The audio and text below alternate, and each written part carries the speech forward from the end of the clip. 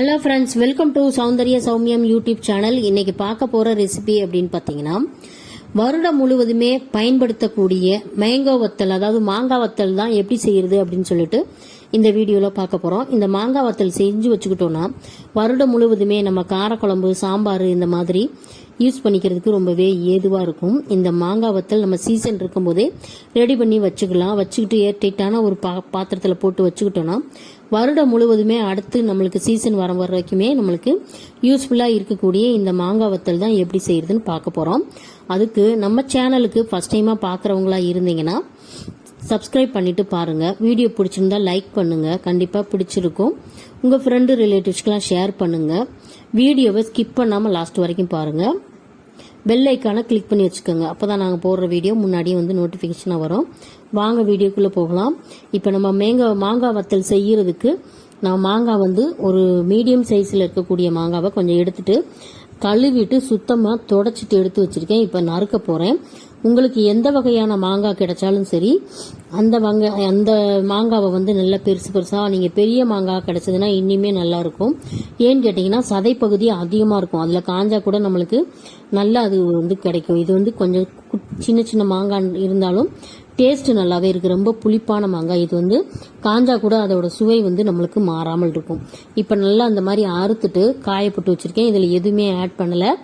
இது ஒரு நாள் ஃபுல்லா காஞ்ச பின்னாடி எடுத்து நம்ம கழுவிட்டு அப்புறம் திரும்பி காய போட்டு எடுத்து நம்ம சுடுதண்ணியில் போடணும். இந்த கழுவுற வீடியோவை நான் வந்து எடுக்க மறந்துட்டேன், அதனால இதுல இல்ல. ஒரு நாள் காய போட்டுட்டு மறுநாள் வந்து நீங்க நல்லா தண்ணியில கழுவிட்டு அப்புறமா வந்து நீங்க சுடுதண்ணியில போட்டு எடுத்து காய வச்சீங்கன்னா அந்த வத்தல் வந்து ரொம்ப நாளைக்கு கெடாம இருக்கும். அந்த டேஸ்ட் மாறாமல் இருக்கும். அந்த சுவை வந்து நல்லா இருக்கும்.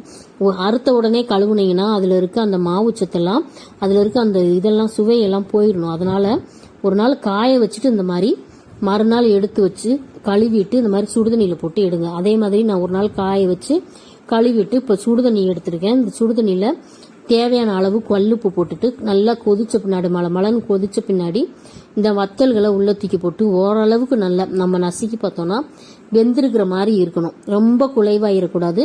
ஓரளவுக்கு நசுக்கி கையில நசுக்கி பார்த்தோம்னா வெந்திருக்கணும். அந்த மாதிரி எடுத்து வச்சு நம்ம தண்ணியை நல்லா வடிச்சு எடுத்துட்டு திரும்பவும் 4-5 நாள் இல்லைன்னா வெயிலோட அந்த இதை பொறுத்து நம்மளுக்கு 2 நாள்ல காயும், 3 நாள்லயும் காயும்.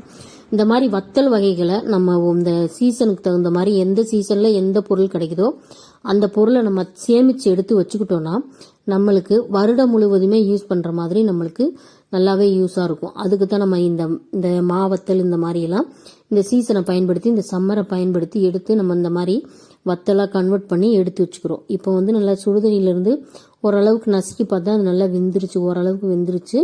கொலைய வேகக்கூடாது இந்த மாதிரி வத்தல் வகைகளுக்கு. இப்போ வந்து அதை தண்ணியெல்லாம் ட்ரெயின் பண்ணிட்டு எடுத்து நம்ம வந்து காய வச்சிருக்கோம். இது ஒரு 2 நாள் காயணும். 2 நாள் இல்லைன்னா 3 நாள் காயணும்.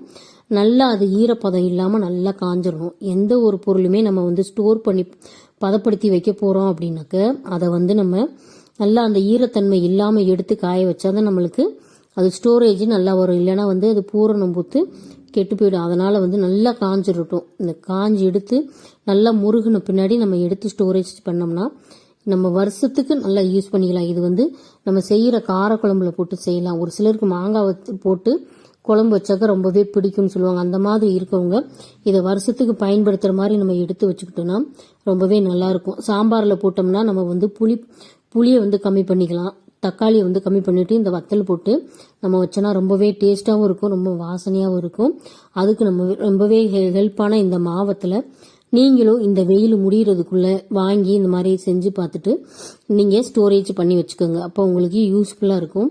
இப்ப பாத்தீங்கன்னா நல்லா நம்ம தண்ணியில போட்டு சுடுதண்ணியில போட்டு எடுத்து காய வச்சோம். இப்ப நல்லா காஞ்சிருச்சு. இன்னும் கொஞ்சம் ஒரே ஒரு நாள் காஞ்சிச்சுன்னா நல்லா சுண்ட காஞ்சிரும்.